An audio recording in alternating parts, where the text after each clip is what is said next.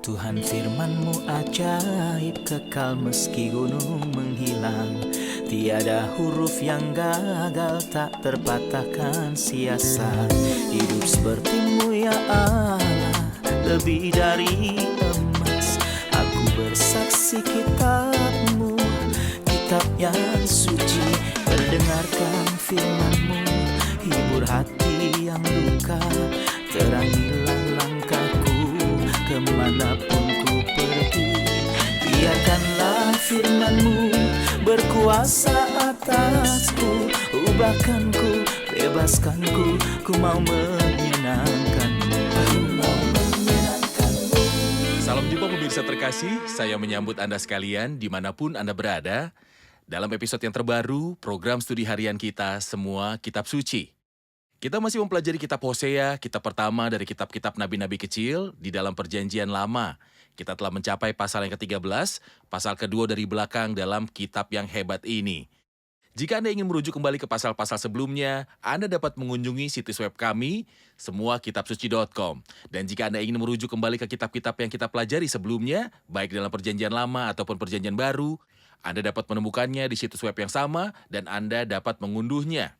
Jika Anda memiliki pertanyaan atau permintaan tentang kitab Hosea atau salah satu kitab yang kami bahas di dalam Alkitab, kirimkan pada kami, dengan anugerah Tuhan kami akan mencoba menjawabnya. Untuk memulai, izinkan saya untuk menyambut tamu kehormatan di studio, seorang hamba Tuhan, Saudara Yosef Riyad. Selamat datang, Saudara Yosef. Terima kasih, Saudara Riyad. Kami juga menyambut hadirin di studio, selamat datang. Pemirsa terkasih, kita akan memulai pembelajaran sesaat lagi, tetaplah bersama kami.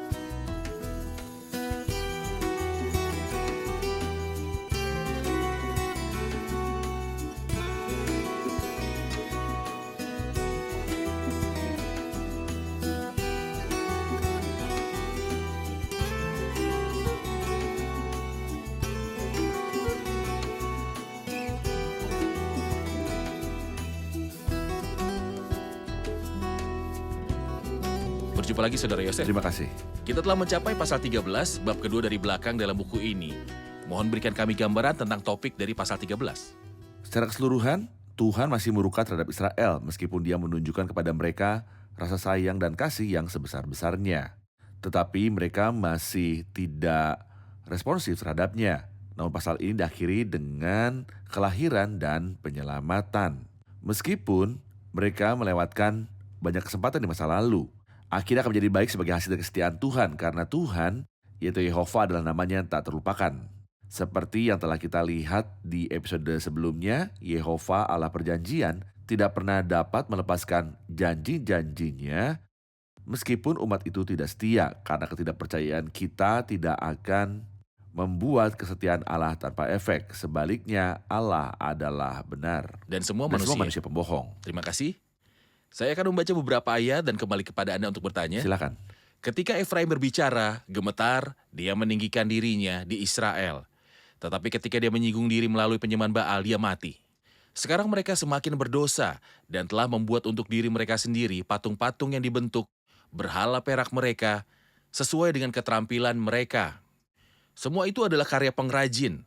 Mereka berkata tentang mereka, baiklah manusia yang mempersembahkan korban mencium anak-anak lembu. Sebab itu mereka akan seperti kabut pagi atau seperti embun yang hilang pagi-pagi benar.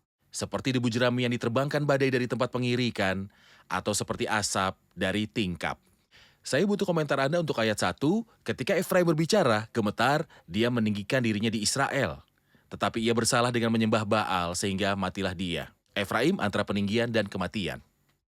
Saya dapat menafsirkan ayat ini dalam dua cara. Cara pertama adalah menurut versi Alkitab yang kita miliki di tangan kita, Van Dijk dan yang lainnya. Sesuai dengan versi lain, saya akan menyebutkan kedua tafsiran tersebut.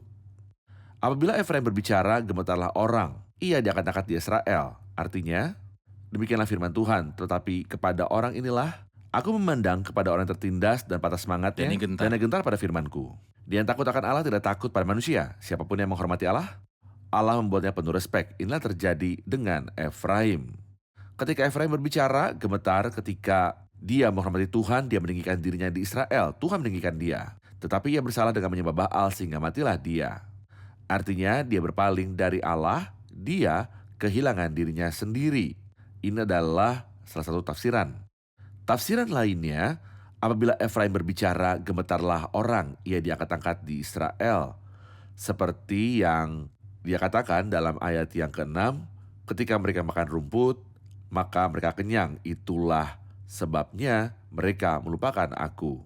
Tetapi ia bersalah dengan menyembah Baal sehingga matilah ia. Kemungkinan besar ia merujuk pada Yerobeam bin Nebat yang tinggikan Tuhan, dan 10 suku mengikutinya. Tetapi sayangnya, dia mendirikan 2 anak lembu emas, satu di Betel dan yang lain di Dan, dan berkata kepada Israel bahwa mereka tidak perlu repot-repot pergi ke Yerusalem, dan dia menyuruh mereka untuk menyembah berhala-berhala ini. Ketika dia menyinggung Allah lewat persembahan Baal, dia mati dan pemerintahan dihapus dari keluarga Yerobeam bin Nebat. Sebagai akibat dari itu, dia menyinggung Allah melalui Baal. Oke, tetapi prinsip umum yang dapat kita simpulkan dari kata-kata ini adalah bahwa gemetar dari Allah atau takut akan Allah dan menghargai kekudusannya selalu meninggikan manusia. Ada prinsip ilahi yang berkata karena barang siapa meninggikan dirinya akan direndahkan, dan barang siapa merendahkan dirinya akan ditinggikan. Kristus menceritakan perumpamaan yang sangat bagus dalam Lukas pasal 14. Dia berkata, kalau seorang mengundang engkau ke pesta perkawinan, jangan duduk di tempat kehormatan. Jangan meninggikan dirimu sendiri, pergilah duduk tempat yang paling rendah, supaya orang itu yang mengundang engkau, dan dia jangan datang dan berkata kepadamu, sahabat silakan duduk di depan, dan dengan demikian engkau akan menerima hormat. Tetapi ketika engkau meninggikan dirimu, dia yang akan mengundangmu akan berkata kepadamu, berilah tempat ini kepada orang itu, ini bukan tempatmu. Jadi jika kita benar-benar berjalan dengan rendah hati, terutama di hadapan Tuhan, hasilnya adalah kita akan ditinggikan. Baik, terima kasih. Saudara Yosef, ada frasa di ayat 2 yang perlu diperjelas berbicara tentang menyembah berhala. Dia berkata dan membuat baginya patung tuangan dari perak dan berhala-berhala sesuai dengan kecakapan mereka. Semuanya itu buatan tukang-tukang, kata mereka. Sekarang yang berikutnya adalah apa yang memerlukan penjelasan. Baiklah manusia yang mempersembahkan korban, mencium anak-anak lembu. Apa arti dari kata-kata ini? Tampaknya kalimat ini entah bagaimana sulit di bahasa Ibrani aslinya, jadi memiliki beberapa terjemahan, tapi saya akan mencoba menjelaskannya. Ayat 2 dimulai dengan sekarang pun mereka terus berdosa. Seseorang berkomentar dengan mengatakan ketika Anda mengambil langkah pertama, yang salah mudah tergelincir setelahnya. Ia bersalah dengan menyembah Baal dan sekarang pun mereka terus berdosa. Sampai berapa jauh dan membuat baginya patung tuangan dari perak dan berhala-berhala. Sesuai dengan kecakapan mereka, semuanya itu buatan tukang-tukang. Artinya patung-patung itu tidak menciptakan mereka, tetapi merekalah yang membuatnya. Ini berarti bahwa penyembahan berhala tidak logis dan tidak masuk akal. Karena saya menjadikan dengan tanganku sendiri Allah yang kusembah. Bagaimana ini bisa terjadi? Seharusnya Allah adalah Dia yang menciptakan saya, yang membuat saya, yang membentuk saya. Namun Dia berkata semua itu adalah karya pengrajin. Mereka berkata tentang mereka, biarpun orang-orang yang mempersembahkan korban, jika saya menggunakan terjemahan lain, dikatakan tentang mereka, mereka yang persembahkan korban manusia. Saya akan menjelaskannya lebih lanjut. Tentang mereka, para imam penyembah berhala yang menyembelih korban untuk umat berkata, artinya seseorang yang bawa korban berhala akan pergi kepada imam penyembah berhala untuk mempersembahkannya. Jadi imam akan menyembelih korban ini dan setelah melakukan itu dia akan memintanya untuk melakukan sesuatu. Apa itu? Dia akan memintanya untuk mencium anak lembu itu. Kenapa seorang bisa mencium anak lembu? Sayangnya saya akan mengatakan dengan patah hati. Ini masih umum terjadi. Bukankah ini masih ada sampai Benar. hari ini? Orang-orang diminta untuk mencium patung, gambar, atau semacamnya. Siapa yang harus dicium? Mazmur 2 ayat 12. Roh Kudus mengatakan sebuah nasihat bagi setiap orang yang memiliki pikiran untuk memahami. Ciumlah sang putra, supaya ia jangan murka dan kamu binasa di jalan, sebab mudah sekali murkanya menyala. Berbahagialah semua orang yang berlindung padanya. Logislah mencium sang putra, tetapi apakah logis untuk mencium patung anak lembu? Hasilnya disebutkan dalam ayat 3, sebab itu mereka akan seperti kabut pagi atau seperti embun yang hilang pagi-pagi benar, seperti debu jerami yang diterbangkan badai dari tempat pengirikan, atau seperti asap dari tingkap. Dia menyamakan mereka dengan embun pagi. Apa persamaan mereka dengan embun pagi? Bukan hanya awan pagi, tapi juga ada 4 perumpamaan. Awan pagi adalah perumpamaan pertama, yang kedua adalah embun awal yang hilang berlalu. Yang ketiga adalah debu jerami atau sekam yang tertiup di tempat Asap. pengirikan. Dan yang keempat adalah asap dari tingkap atau cerobong. Keempat perumpamaan menunjukkan kondisi memudar. Awan pagi dengan cepat menghilang begitu matahari terbit. Embun awal yang hilang memudar, menjauh segera setelah matahari terbit. Seperti debu jerami yang terbangkan badai dari tempat pengirikan, jika angin akan bertiup dan mengusir sekam dari tempat pengirikan, bisa kadang mengumpulkannya. Setelah itu, Anda tidak bisa. Alkitab berkata orang fasik, mereka sama seperti sekam yang ditiupkan angin. Perkara terakhir adalah asap dari cerobong. Asap tidak pernah bisa dikumpulkan setelah keluar dari cerobong asap. Dia ingin mengatakan bahwa bangsa ini akan menghilang. Tidak akan memiliki keberadaan yang terlihat. Dan memang, di mana ke-10 suku itu pada hari ini? Benar. Bisa Anda beritahu saya di mana mereka? Benar. Tidak seorang pun di seluruh dunia mengetahui. Sampai hari ini saya telah mencari beberapa museum dan banyak tempat serupa mencoba mengetahui di mana 10 suku itu berada, dan yang bisa saya temukan hanyalah berupa beberapa tebakan dan fantasi. Tidak ada yang tahu pasti siapa mereka dan di mana mereka berada. Mereka yang Ini ada yang di negeri itu sekarang hanyalah mereka yang kembali dari dari dua dua suku. suku. Sedangkan sisanya, Sedangkan 10 sisanya ada yang mengatakan bahwa mereka adalah Pastun, ada yang mengatakan Kurdi. Tetapi tidak ada yang mengatakan dengan kepastian atau memiliki bukti. Tapi itu hanya spekulasi atau desas-desus. Jadi perkataan Hosea itu tepat dan sangat akurat. Kabut pagi atau seperti embun yang hilang di pagi-pagi benar.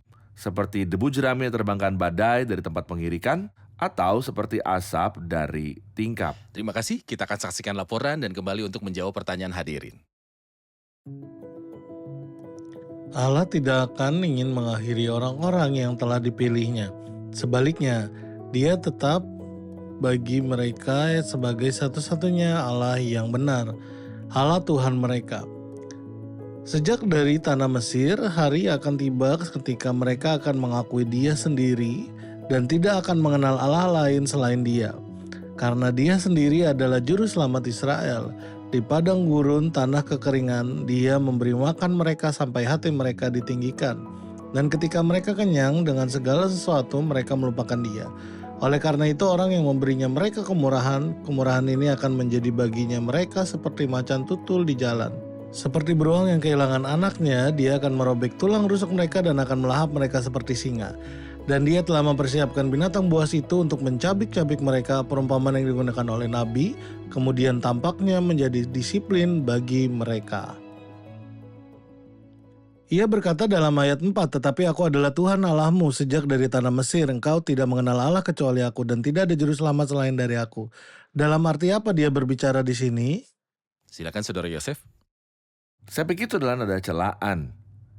Dia berkata kepada mereka, sejak kamu keluar dari tanah Mesir, aku telah mengenal kamu dan kamu telah mengenal aku. Lalu mengapa kamu berpaling dariku dan pergi kepada orang lain? Siapa yang bisa menghadapi Firaun yang sombong? Siapa yang buat tanda-tanda melawan semua dewa Mesir? Siapa yang membelah Laut Merah yang berjalan bersamamu selama 40 tahun di padang gurun dan memberimu makan dengan mana, namun akulah Tuhan Allahmu sejak tanah Mesir dan engkau tidak mengenal Allah lain selain aku. Karena tidak ada juru selamat selain aku. Kita dapat mengatakan bahwa frasa terakhir yang bagus ini dikonfirmasi oleh Rasul Petrus. Dia berkata dalam Kisah Para Rasul 4 ayat 12, dan keselamatan tidak dalam siapapun juga selain dalam Dia. Sebab di bawah kolong langit ini tidak ada nama lain yang diberikan kepada manusia yang olehnya kita dapat diselamatkan. Dan saya pikir bahwa celaan yang Tuhan mengarahkan pada Efraim dan 10 suku dalam pasal 13 ayat 4, Dia mengarahkannya kepada sejumlah besar orang yang ada saat ini.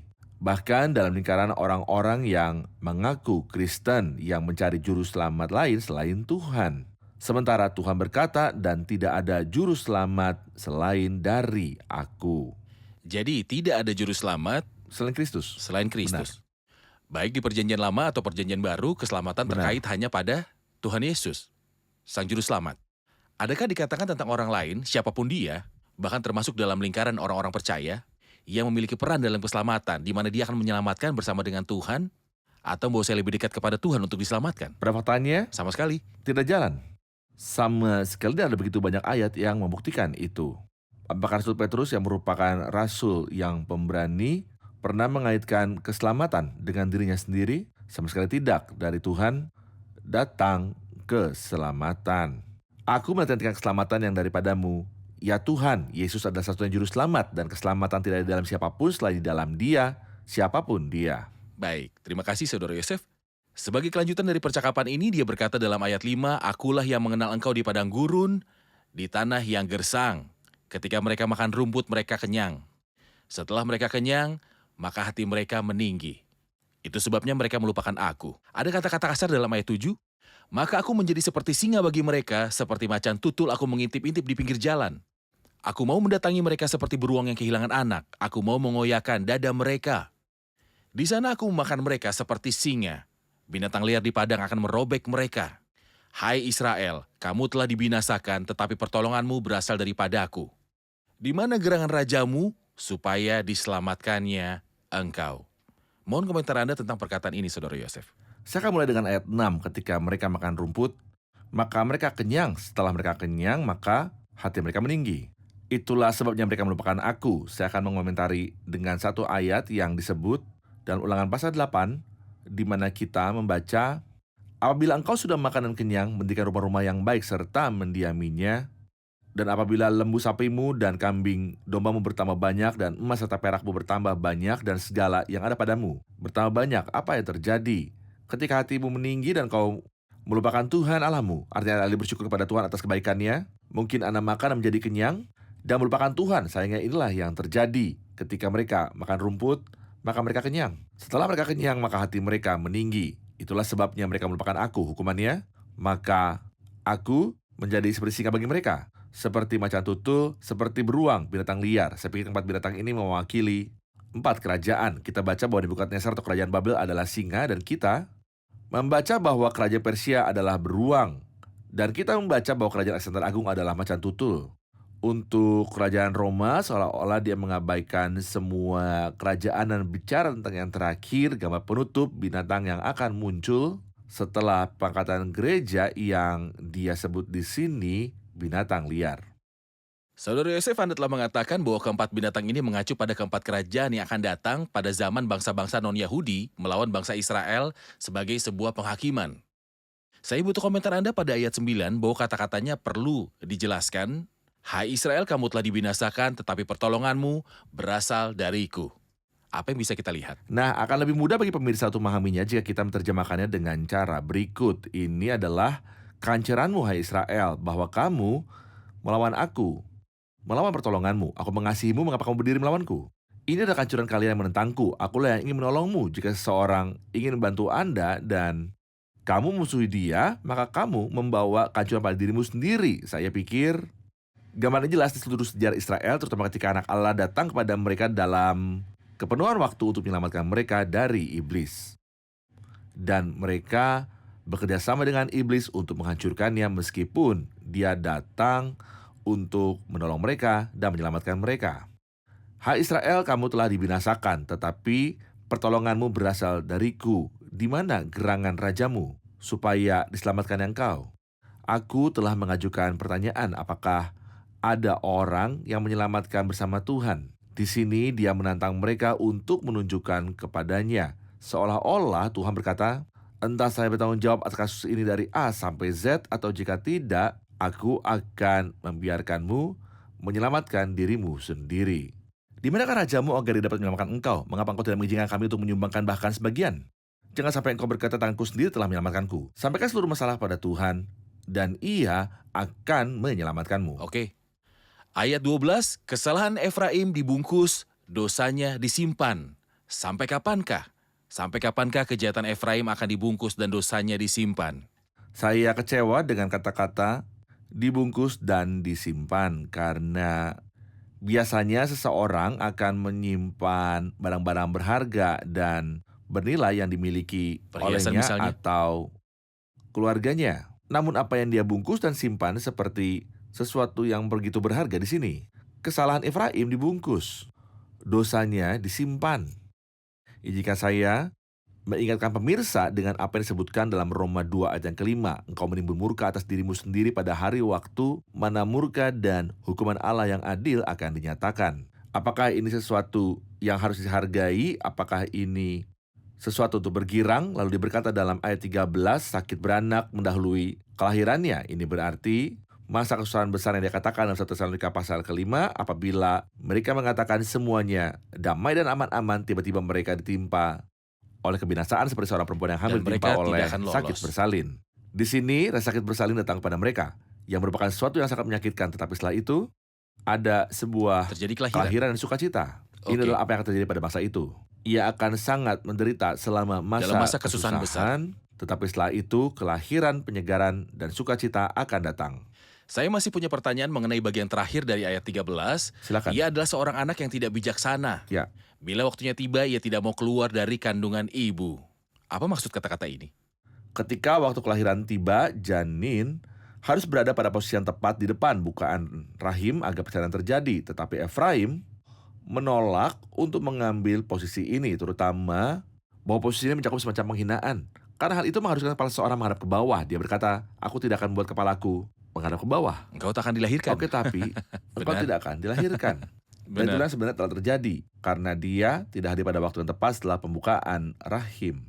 Dia kehilangan kesempatan untuk dilahirkan, namun rasa sakit bersalin ditunda sampai setelah pengangkatan gereja masa kesusahan besar. Ini menyerupai situasi pemungut cukai dan orang Farisi, Saudara Yosef. Ya, Orang Farisi menengadah ke langit dan tidak mau membungkuk, tidak ingin. mendekat pada pembukaan rahim agar Ya. supaya bisa dilahirkan kembali. Ya, Tetapi pemungut cukailah yang memukul dadanya dan membungkuk. Jelaskan bagaimana kesombongan menghalangi orang menghampiri Tuhan. pada dasarnya Allah tidak menahan hati terhadap kesombongan sama sekali. Lalu apa yang dia minta dari kita? Apakah kita memiliki sesuatu yang layak untuk diberikan kepada Allah? Tidak, Tuhan ingin kita berjalan dengan rendah hati bersamanya. Mengakui bahwa kita adalah orang berdosa. Bagaimana seseorang akan merendahkan hati? Pada dasarnya saya diciptakan dari debu. Jika saya merendah hati, saya akan menjadi apa? Akui saja keadaanmu. Oh Tuhan, aku seorang berdosa. Apakah ini dianggap sebagai kerendahan hati atau pengakuan akan situasi? Ketika pemungut cukai memukul dadanya sambil berkata, ya Allah kasihanilah aku orang berdosa ini.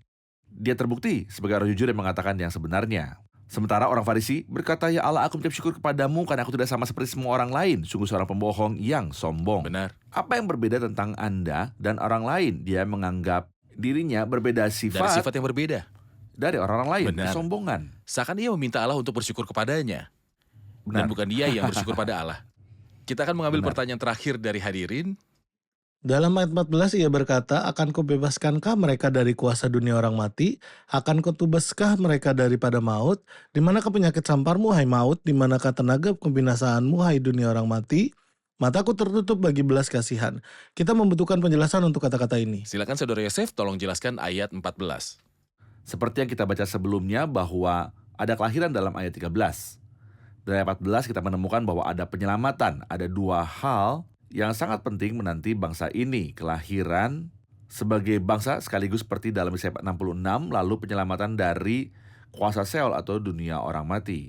Dan kebangkitan di sini bukanlah kebangkitan harafiah, tetapi seperti yang telah kita baca tentangnya dalam pasal 6 nubuatan ini, dalam Yesaya 26, dalam Yeskiel 37, dan dalam Daniel 12 itu adalah kebangkitan nasional. Jadi ayat ini berbicara tentang kelahiran dan kebangkitan yang menanti bangsa ini setelah masa kesusahan besar. Rasul Paulus menerapkan ayat ini di dalam 1 Korintus pasal yang ke-15 tentang kebangkitan harafiah. Dan tentu saja kita akan menikmati peristiwa besar ini ketika Kristus datang. Sebab nafiri akan berbunyi dan orang-orang mati akan dibangkitkan dalam keadaan yang tidak dapat binasa dan kita semua akan diubah. Maka akan genaplah firman Tuhan yang tertulis mau telah ditelan dalam kemenangan. Ayat yang Paulus katakan dalam 1 Korintus pasalnya yang ke-15 dan dikutip dari Hosea pasal yang ke-13. Jadi dia berbicara tentang kebangkitan bangsa ini dan kembalinya di masa depan. Pembicaraan harafiah berikut adalah tentang kebangkitan nasional. Paulus menerapkan dalam 1 Korintus pasal yang ke-15 untuk kebangkitan harafiah. Oke, terima kasih Saudara Yosef. Kita telah di akhir episode. Kita rangkum episode ini bersama hadirin.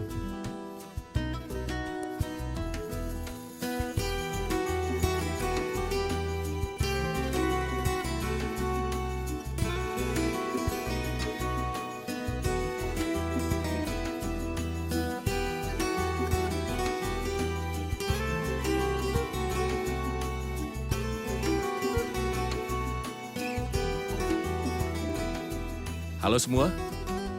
Ada ungkapan yang disebutkan dalam ayat 2 yang telah kami jelaskan, baiklah manusia yang mempersembahkan korban mencium anak-anak lembu. Adakah yang bisa menjelaskan apa artinya?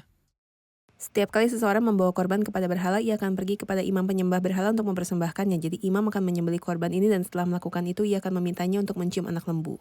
Imam akan menyembelih korban dan kemudian dia akan memintanya untuk mencium anak lembu yang merupakan berhala. Baik. Benar.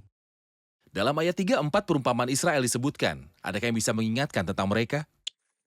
Keempat analogi itu disebut dalam ayat 3 seperti kabut pagi atau seperti embun yang hilang pagi-pagi benar, seperti debu jeramai yang diterbangkan badai dari tempat pengiringan, atau seperti asap dari tingkap. Dan ini adalah gambaran dari kenyamanan Israel yang cepat saat ini, ketika kita tahu di mana 10 suku itu berada. Mereka terserak ke Mereka seluruh berserak dunia. di seluruh dunia. Oke, Benar. Saudara Yosef. Benar. Dalam ayat 9, Tuhan berbicara kepada bangsa itu dengan berkata, "Hai Israel, kamu telah dibinasakan, tetapi pertolonganmu berasal dariku." Apa artinya ini? Kita belajar bahwa Israel menentang Tuhan sehingga ia berkata, "Aku membinasakan engkau." Hai Israel, siapakah yang dapat menolongmu? Engkau melawan aku, Melawan aku. melawan penolongmu. Iya. Aku penolongmu tetapi engkau menentangku. Benar. Baik, Benar. terima kasih Saudara Yosef. Tuhan berkati. Terima kasih semua. Pemirsa terkasih, kami baru saja menyebut apa yang Tuhan katakan kepada mereka. Hai Israel, kamu telah dibinasakan, tetapi pertolonganmu berasal dariku. Ini adalah kehancuranmu. Hai Israel, bahwa engkau melawan aku, melawan pertolonganmu, mereka berdiri melawan Tuhan. Tetapi Tuhan selalu melakukan untuk kebaikan mereka. Dia berjuang untuk mereka, menyingkirkan raja-raja demi mereka dan mengalahkan bangsa-bangsa untuk mereka. Tuhan selalu berbuat kebaikan, tetapi sayangnya, bangsa itu menentang Tuhan. Mereka membuat dia marah. Mereka melanggar hak-hak Tuhan setiap hari. Dan sangat berbahaya bagi siapapun untuk melawan Tuhan. Bangsa ini menentang Allah sendiri setiap hari. Meskipun Tuhan ingin membantu mereka, tetapi dikatakan, pertolonganmu berasal dariku, tetapi kamu menentangku. Pemirsa terkasih, gambar ini telah diulang berulang kali hingga sekarang ini. Mengapa kehancuran menimpa manusia? Karena mereka melanggar ketetapan Allah yang adalah Sang Penolong. Mengapa kehancuran menimpa manusia? Karena mereka melanggar dan memusuhi Allah dan menolak satu-satunya jalan menuju keselamatan. Yohanes 3 ayat 16 memberitahu kita mengapa orang binasa. Mereka binasa karena mereka belum menerima Tuhan Yesus Kristus. Karena begitu besar kasih Allah akan dunia ini, sehingga ia telah mengaruniakan anaknya yang tunggal, supaya setiap orang yang percaya kepadanya tidak binasa, melainkan beroleh hidup yang kekal. Ketahuilah bahwa Allah ada di pihak Anda, karenanya Dia menyiapkan bagi Anda sarana penebusan, yaitu kematian Kristus di kayu salib. Jika Anda merendahkan hati dan menerima Kristus yang mati bagi Anda di kayu salib, Anda berada di pihak Allah. Jika Anda menolak satu-satunya jalan Allah menuju keselamatan, yaitu kematian Kristus di kayu salib, maka Anda memusuhi Allah dan kemudian tidak ada yang tersisa bagimu selain kehancuran. Aku membinasakan engkau, hai Israel. Siapa yang dapat menolong engkau? Jangan pernah memusuhi Tuhan. Terimalah keselamatan darinya berdasarkan karya Kristus di kayu salib. Sampai jumpa di episode selanjutnya, kiranya Tuhan besertamu.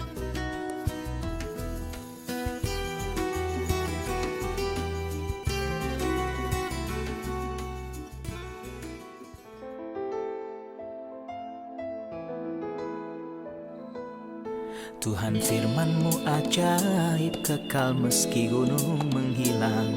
Tiada huruf yang gagal, tak terpatahkan siasat. Hidup seperti-Mu ya Allah, lebih dari emas. Aku bersaksi kitab-Mu, kitab yang suci. Mendengarkan firman-Mu, hibur hati yang luka. Terangilah langkahku kemanapun ku pergi. Biarkanlah firman-Mu berkuasa atasku. Ubahkanku, bebaskanku, ku mau menyenangkan-Mu. Tuhan firman-Mu ajaib, kekal meski gunung menghilang. Ubah dan bebaskan aku.